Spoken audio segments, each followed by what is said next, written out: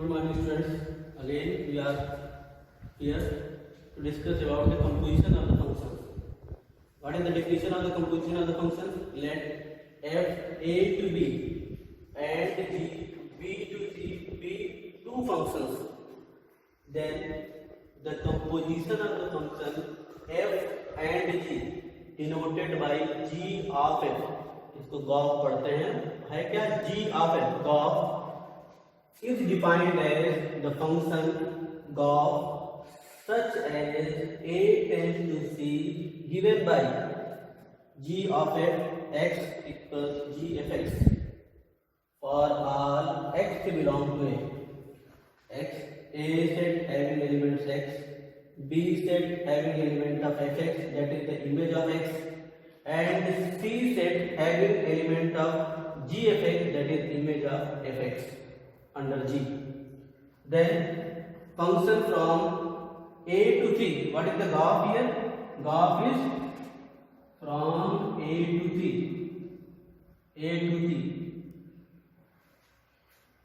x to z is known as the graph. फिर से जरा इसका डेफिनेशन देखें क्या है कि दो फंक्शन है हमारे पास. एक फंक्शन क्या है? a से b है और दूसरा फंक्शन b से c है.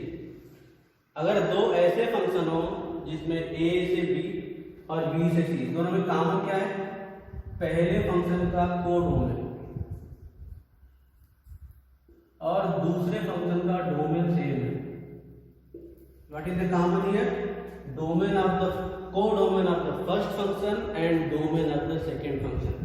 If both are same here then the composition can exist and composition can be written as g of f. In mathematical language we call it graph. Is defined as a to c. अब हमारा क्या हो गया? अब देखो ये b एक function था f, a से b था और दूसरा फंक्शन g था b से c तक. तो अब इसकी इमेज यहाँ पे ये डोमेन हो गया है इसका f वाले फंक्शन का. इसकी इमेज जब बनती है अंदर f तो ये fx सी आती है और इसे हम y से लिखते हैं. यहाँ पे क्या मिलेगा? ये पहले वाले फंक्शन का कोडोमेन है या इसमें रेंज हमारी इमेज एग्जिस्ट करेगी और उन इमेजेस को क्या बोलोगे? y बोलोगे. अब अगर हम g वाले फंक्शन में जाते हैं तो इसकी ये हमारा डोमेन बन गया. अब इसकी इमेज एग्जिस्ट करेगी किसके अंदर में? इसके g के अंदर. तो g ऑफ fx बन गया. जैसे यहाँ पर x f के अंदर में गया, इसकी इमेज देखी तो fx बन गया. वैसे इसके अंदर में ये गया क्योंकि ये इसका डोमेन बन गया, g ऑफ fx बन गया. इस g ऑफ fx को g ऑफ fx बोलते हैं. मतलब ग्राफ हमारा क्या है? तो g ऑफ fx, इसको क्या लिख सकते हैं? g of x. तो ये इतनी वैल्यू को हम ऐसा लिख सकते हैं और ये हमारा क्या होगा? अब ये रिलेशन क्या हो गया? मतलब इस बीच वाले मीडिएटर की जरूरत खत्म हो गई है. अब हमारा रिलेशन कहाँ से हो गया? ए डोमेन से. ए डोमेन जो हमारा जो ग्राफ बनेगा उसके लिए डोमेन का काम कौन करेगा? ये सेट. और को डोमेन का काम कौन करेगा? ये सेट. इस बीच वाले मीडिएटर सेट की जरूरत खत्म हो गई. तो ग्राफ के लिए कंपोजिशन बनाने मतलब क्या होगा कि कंपोजिशन तभी फॉर्म होगी जब पहले फंक्शन का कोडोमेन और दूसरे का डोमेन सेम हो तो कंपोजिशन बनेगी. और कंपोजिशन जब बनेगी जो कंपोजिशन फॉर्म होगी उसमें उसका जो डोमेन होगा वो पहले फंक्शन का डोमेन होगा और उसकी जो रेंज होगी या कोडोमेन होगी, कोडोमेन बोले, उसकी कोडोमेन जो होगी वो दूसरे फंक्शन की कोडोमेन होगी. अब हमारा क्या हो गया? ये a से c हो गया, a से c फंक्शन हो गया. तो जो ग्राफ की हम बात करेंगे क्या हो जाएगा? a से c हो जाएगा. अब जरा ग्राफ को थोड़ा सा और हम समझें कुछ एग्जाम्पल लेकर.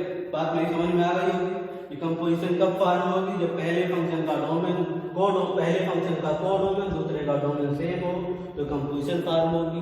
कंपोजिशन जब फॉर्म होगी तो जो कंपोजिशन बनेगी उसको हम ग्राफ बोलते हैं. ग्राफ में क्या होगा? पहले फंक्शन का डोमेन काम करता है और दूसरे का कोडोमेन. पहले फंक्शन का डोमेन और दूसरे का कोडोमेन.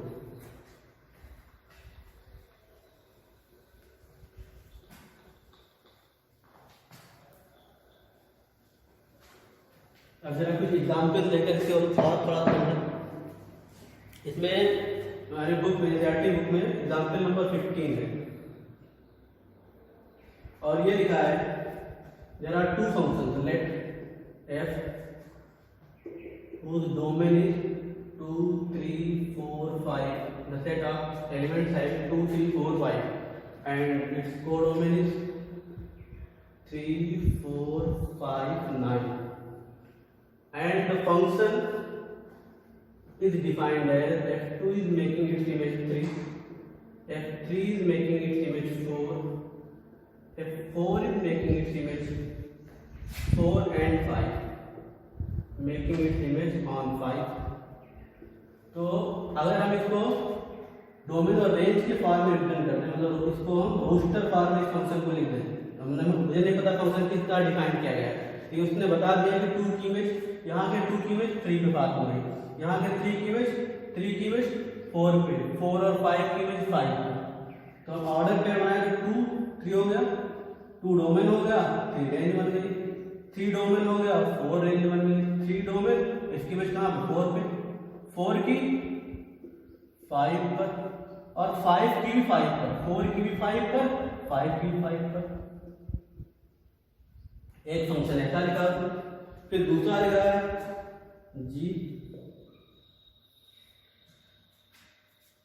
ये 3, 4, 5 and 9 10 to 7, 11 and 15।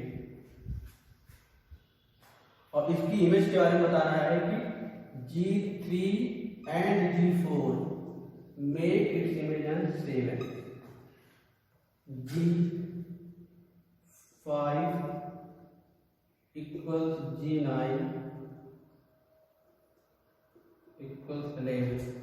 Then we have to find GAF, हमको GAF निकालना है। जरा क्वेश्चन अच्छे से समझा जाए। तो F के लिए मैंने ऑर्डर पेयर बना लिया, कैसे फॉर्म हो रहा है। अब जरा G का भी ऑर्डर पेयर बना लें, 3 की इमेज 7 पर, यहाँ पे 3 है इसका डोमेन। अब यहाँ पे देख लो, जो पहला फंक्शन का ये कोडोमेन है और दूसरे फंक्शन का डोमेन ये सेम है। तो हम यहाँ पे कंपोजिशन फॉर्म कर सकते हैं, पॉसिबिलिटी मतलब फॉर्म करने का के बाद हमारे पास चांस है, बना सकते हैं कंपोजिशन।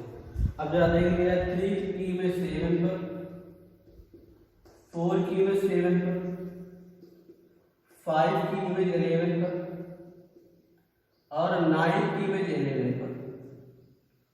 ये जी वाला फंक्शन हमारा है। अगर हम इसकी मैपिंग देखें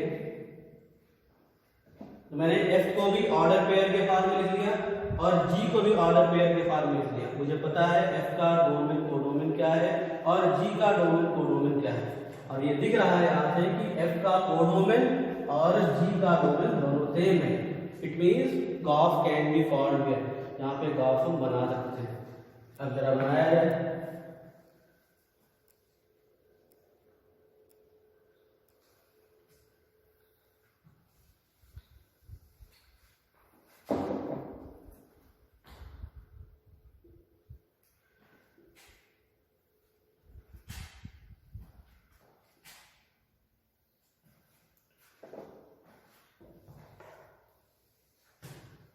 सपोज ये हमारा f फंक्शन है और ये g फंक्शन है।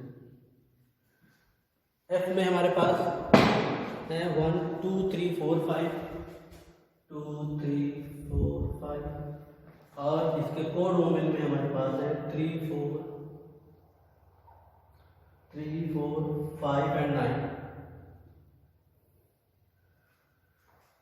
g के कोडोमेन में है 7 11 एंड 15।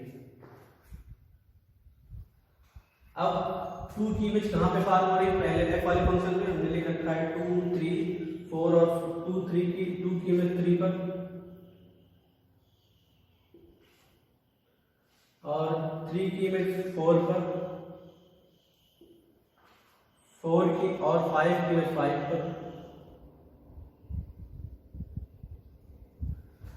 अब जरा दूसरे वाले पे है, जी वाले फंक्शन में 3 और 4 की इमेज 3 और 4 की इमेज 7 पर और 5 और 9 की इमेज 11 पर।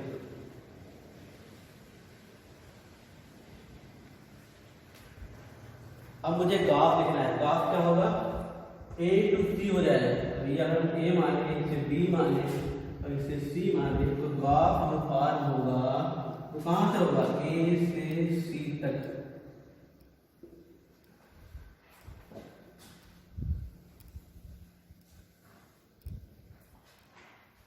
अब जरा ग्राफ निकाल के देखें। ग्राफ में हम जैसे हमको लिखना है जी ऑफ एफ एक्स, तो हो गया ये, जैसे पहला एलिमेंट मैंने लिखा जी, अभी ऑफ हटाएंगे तो होगा F x,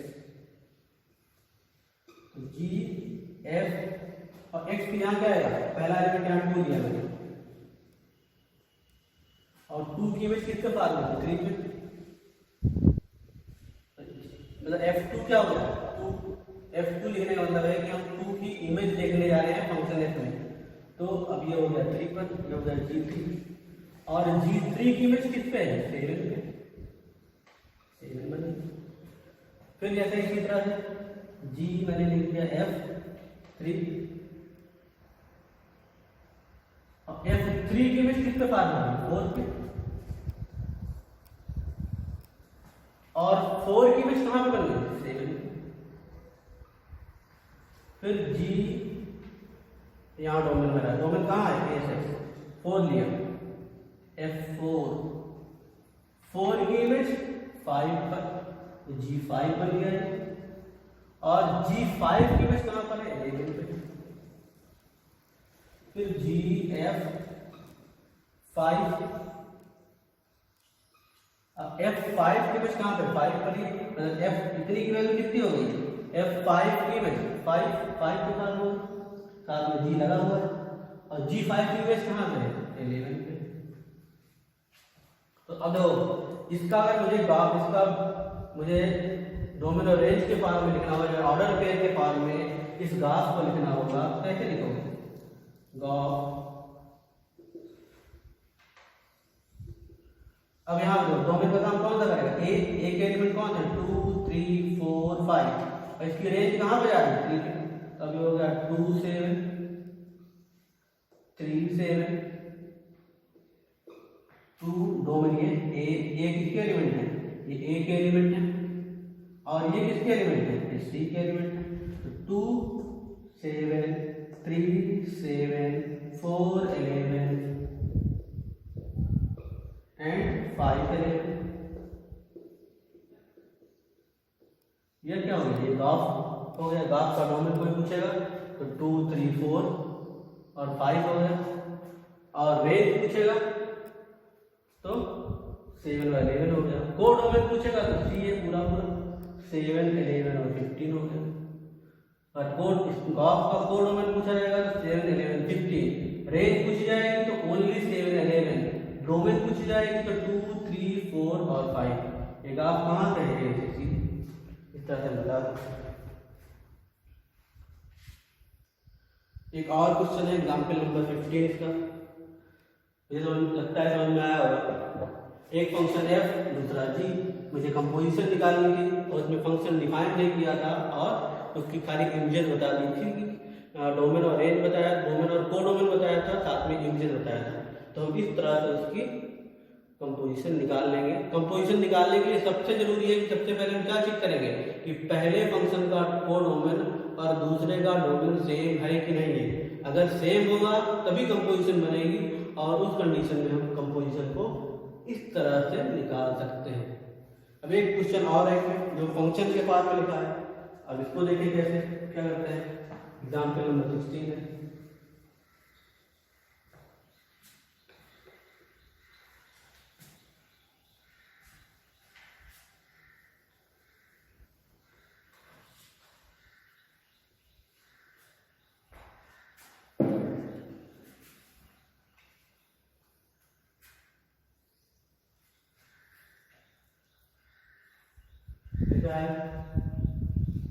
find golf and for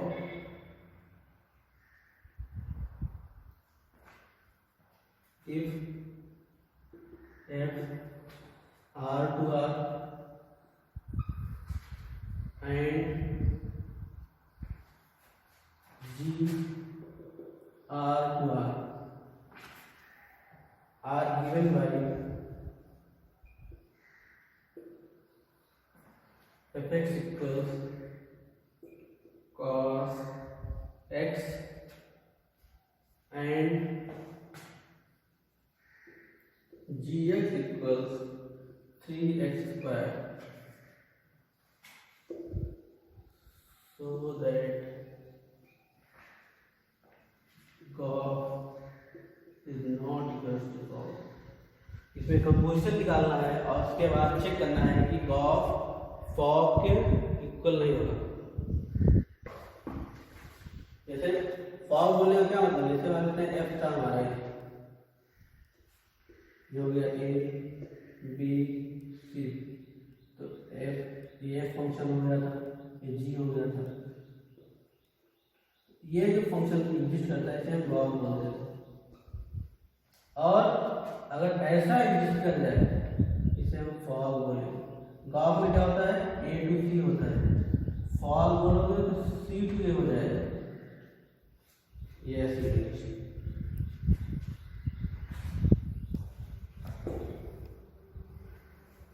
यहाँ मुझे चेक करना है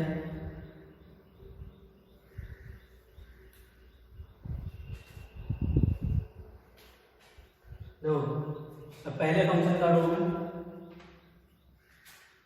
कोडोमेन, पहले फंक्शन का कोडोमेन और दूसरे फंक्शन का डोमेन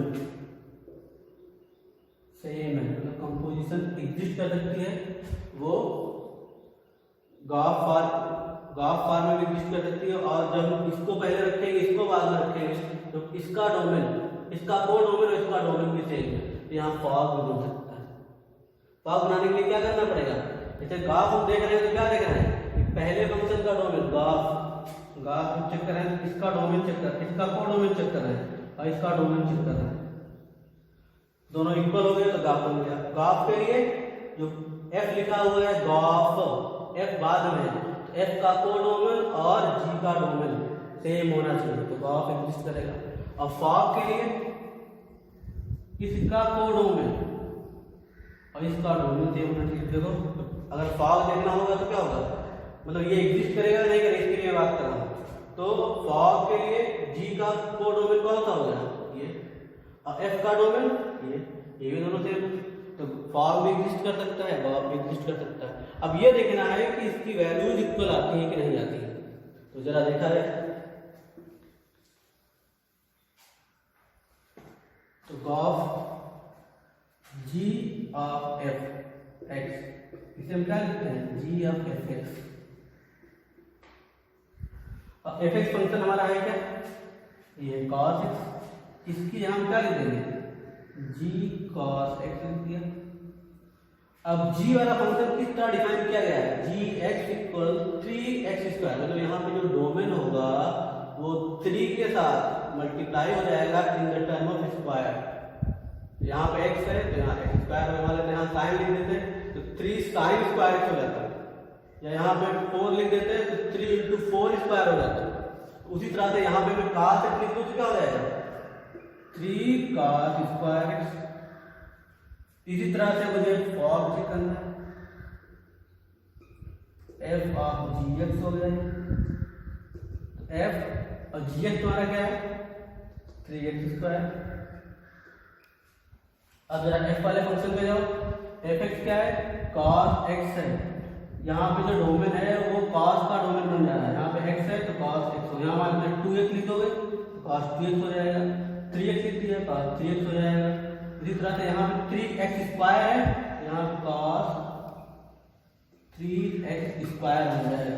हम देख सकते हैं कि GOF is not equal to GOF, GOF FOG के इक्वल नहीं है। यहाँ पर मुझे दिखाया था क्लियर कट, क्योंकि ये 3 cos स्क्वायर x मिल रहा है और ये cos 3x स्क्वायर मिल रहा है, both are not equal in any case, तो ये यहाँ से प्रूव हो। कंपोजिशन फिर से देखो, कंपोजिशन एग्जिस्ट करेगी नहीं करेगी, इसके लिए क्या करना है, जैसे मुझे GOF देखना है, GOF बनेगा नहीं बनेगा, तो ये जो बाद में लिखा है इसका कोडोमेन चेक कर लो और दूसरे और पहले जो लिखा है उसका डोमेन चेक कर लो, बोथ आर सेम सेट, दोनों सेम सेट होना चाहिए तो कंपोजिशन बनेगी। जैसे मुझे FOG निकालना है, इसका कोडोमेन देखा, इसका डोमेन देखा, अगर सेम है तो फॉग भी फिक्स करेगा। और उसके बाद मैंने देख लिया क्या वैल्यू इक्वल होगी क्या ही होगी, और यहाँ एकदम क्लियर दिख रहा है कि इक्वल नहीं होगी।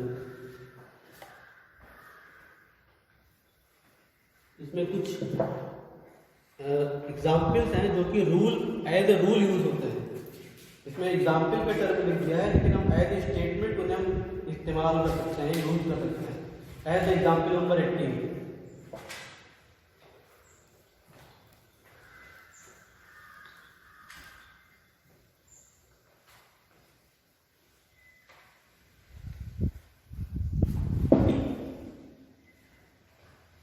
18, example number 18 है, example 18 and it can be used as a theorem because we can use this statement and using this statement we can proceed further in our questions।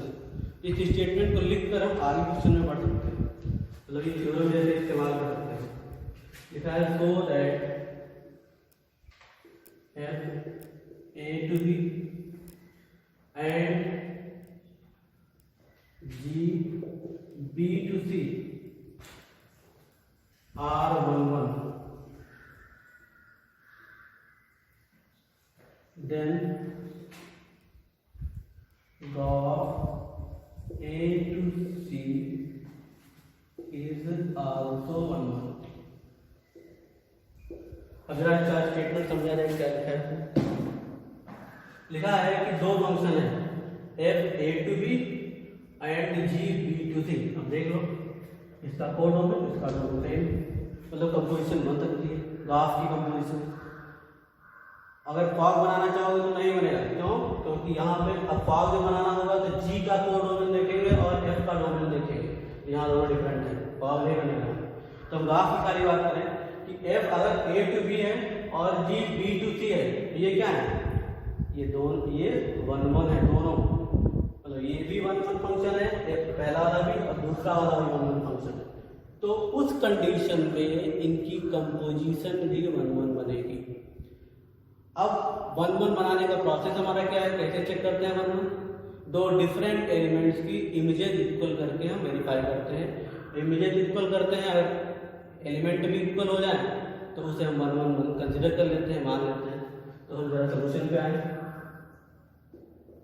अब मुझे क्या करना है, इसकी इस फंक्शन की जो हम अभी सिंगल फंक्शन में अप्लाई कर रहे थे, इस कंपोजिशन फंक्शन में अप्लाई करें और दो डिफरेंट एलिमेंट्स की इमेजेस इक्वल करें।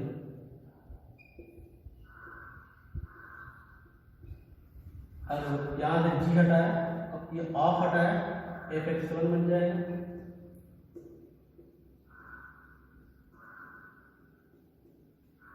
अब हम पहले से यहाँ पे कंसीडर कर चुके हैं कि g हमारा 1 1 है और g का एलिमेंट कौन सा है ये, तो g, अब ये ऐसा जैसे मैं लिखता हूँ fx1 fx2, ऐसा कंपेयर अभी तक किया हमने।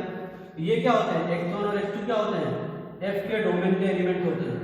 और उस कंडीशन में अगर ये 1 1 होता है तो क्या हो जाता है, x1 = x2 हो जाता है। तो अब यहाँ पे क्या है, g का डोमेन कौन काम कर रहा है, ये और ये। और हम पहले से ही एज्यूम कर लिए हैं कि जी हमारा 1 1 होगा। 1 1 होगा तो ये जो एलिमेंट हैं उनकी वो क्या हो जाएंगे, इक्वल हो जाएंगे जी के टर्म। जैसे मैंने यहाँ पे क्या लिखा है, एक्स की इमेज इस फॉर्म में है और जब इमेज इक्वल की तो एलिमेंट भी इक्वल हो गए। किस कंडीशन में, जब ये 1 1 है तब। अब यहाँ पर भी क्या है, पहले से माना है कि 1 1 है, ये हमारा 1 1 है, इसकी इमेज एलिमेंट हमारे इक्वल हो जाएंगे और एलिमेंट के फॉर्म में है क्या, ये और ये। तो मैंने fx1 को fx2 से कंपेयर कर दिया। अब देखो अगेन ये f वाला फंक्शन भी हमारा 1 1 है, 1 1 होगा तो क्या होगा, fx1 = fx2 और x1 = x2 हो जाएगा। ये रिजल्ट कैसे मिला, एज g is 1 1, g 1 1 था इसलिए हमको ये रिजल्ट मिल गया। और यहाँ से हम क्या आ जाएंगे, क्योंकि f भी 1 1 है इसलिए हम यहाँ पे इमेजेस इक्वल होंगे तो एलिमेंट भी इक्वल हो जाएंगे।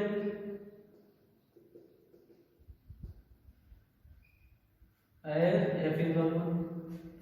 अब देखो क्या किया मैंने, एलिमेंट इक्वल किए, इमेजेस दो डिफरेंट एलिमेंट्स की इमीडिएट इक्वल की और एलिमेंट भी इक्वल हो गए, इमीडिएट इक्वल की एलिमेंट भी इक्वल हो गए।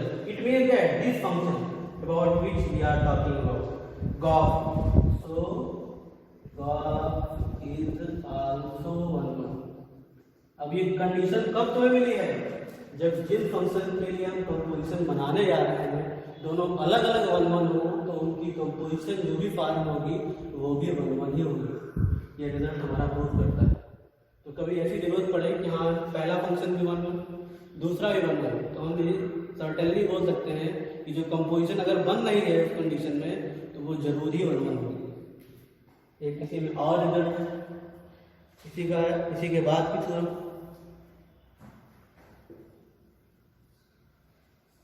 ये theorem number 9, example number 19 and it is also used as theorem.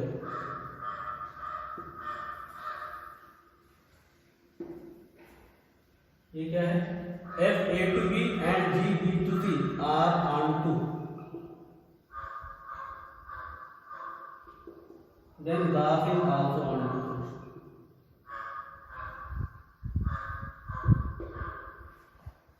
ये क्या कह रहा है कि f a to b और g b to c, मतलब ये दो अलग अलग फंक्शन हैं और दोनों ही अलग अलग onto हैं, तो इनकी कंपोजिशन जो फॉर्म होगी वो भी onto होगी। जरा इसका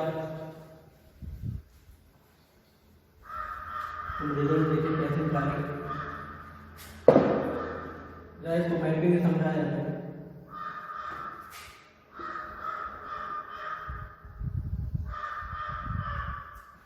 जैसे मान लेते हैं ये हमारा ए है, ये बी है और ये सी। इस फंक्शन को हम एफ बोल रहे हैं, ए टू बी क्या है, एफ है, बी टू सी क्या है, जी है। और A में सपोज हमारा कोई एलिमेंट x है, जब वो f के अंडर में जाएगा और इसकी इमेज हम देखना चाहेंगे B में, तो ये fx बन जाएगा। इमेज कैसे देखेंगे, fx के पास में, और इस fx को हम y बोलेंगे। अब देखो यहाँ पर B और B से C है हमारा, और जब इसकी इमेज इसके अंदर में देखेंगे G के अंदर में, जैसे x की इमेज f के अंदर में देखा तो fx बन गया, fx को मैंने y रख लिया, मान लिया fx हमारा y है। अब ये जब G के अंदर में जाएगा, ये gfx, इसे अगर हम z मान लें, अब जरा इस पहले वाले फंक्शन की बात करें, उसने पहले बता दिया है कि f हमारा क्या है, f a to b is onto function, ये onto फंक्शन है। और onto बोलने का मतलब क्या होगा, ये y हमने सिंबॉलिक फॉर्म में इसके सारे एलिमेंट को y बोल दिया, तो y का एक सिंबल है इसको सभी के एलिमेंट को रिप्रेजेंट करने के लिए। तो हम अब ये पहले से बोल रखा है कि उसने onto है ये फंक्शन। onto बोलने का क्या मतलब होगा कि यहाँ के हर y में हर एलिमेंट के लिए, हर y के लिए यहाँ पर x अवेलेबल होगा। तो therefore for every y belong to b there exists x belong to it, तो हर y के लिए यहाँ पर x हमारे पास है। अब जरा दूसरे वाले पार्ट में आए, g b to c is also onto, ये भी onto है। onto बोलने का क्या मतलब हो गया यहाँ पर कि यहाँ पे हर z के लिए हमारे पास होगा, हर y होगा, तो यहाँ पे जितने z हैं, यहाँ पे जितने एलिमेंट हैं, उन सभी के लिए हमारे पास यहाँ पर उसकी प्री इमेज एग्जिस्ट कर रही होगी in the term of y। तो for every z belong to c there exist y belong to b। लो y बिलोंग टू, अब यहाँ पे पहले फंक्शन के लिए हमने देखा कि हर y के लिए जो भी जितने y हमारे dz में हैं उनके लिए हमारे पास x अवेलेबल है। फिर हम देख रहे हैं कि z जितने हमारे पास हैं उनके लिए हमारे पास y भी अवेलेबल है। इस जितने यहाँ पे एलिमेंट है उनके लिए यहाँ पे अवेलेबल है प्री इमेज, और जितने यहाँ पर अवेलेबल हैं उनके लिए यहाँ पर भी हमारे पास प्री इमेज अवेलेबल है। एक बार फिर से इस चीज को देखो, जितने y z यहाँ पर हैं उन सभी के लिए प्री इमेज यहाँ पर है, और जितने y यहाँ पर है उन सभी के लिए प्री इमेज यहाँ पर। इसका मतलब डायरेक्ट बोल सकते हैं ना कि जितने जेड यहाँ पर है उनकी प्री इमेजेस यहाँ पे दिख जाएंगे मुझे। इन दो रिजल्ट को अगर हम एक साथ ले लें तो from 1 and 2 for every z belong to C there exists x belong to A। तो हर z के लिए हमारे पास सभी z के लिए y था और सभी y के लिए x था। ये बीच वाला पार्ट हटाया, इसका मतलब क्या हो गया, सभी z के लिए हमारे पास x अवेलेबल हो गया। So it is R2। और ये इट इज का मतलब क्या हो गया, ये फंक्शन हमारा क्या हो जाएगा, ये R2 फंक्शन हो जाएगा। तो यहाँ से मुझे दो रिजल्ट मिले। पहला रिजल्ट क्या था कि अगर दो फंक्शन अलग अलग 1 1 है और उसमें कंपोजिशन एग्जिस्ट कर सकती है। एग्जिस्ट करने का मतलब क्या है, पहले का कोडोमेन और दूसरे का डोमेन इक्वल हो, वहाँ कंपोजिशन बना सकते हो। तो उस कंडीशन में जो कंपोजिशन फॉर्म होगी वो भी 1 1 होगी, पहला रिजल्ट। दूसरा रिजल्ट कि अगर दो फंक्शन ऐसे हैं जिसमें कंपोजिशन बन सकती है और दोनों अलग अलग ऑनटू हैं तो उनकी कंपोजिशन भी ऑनटू होगी।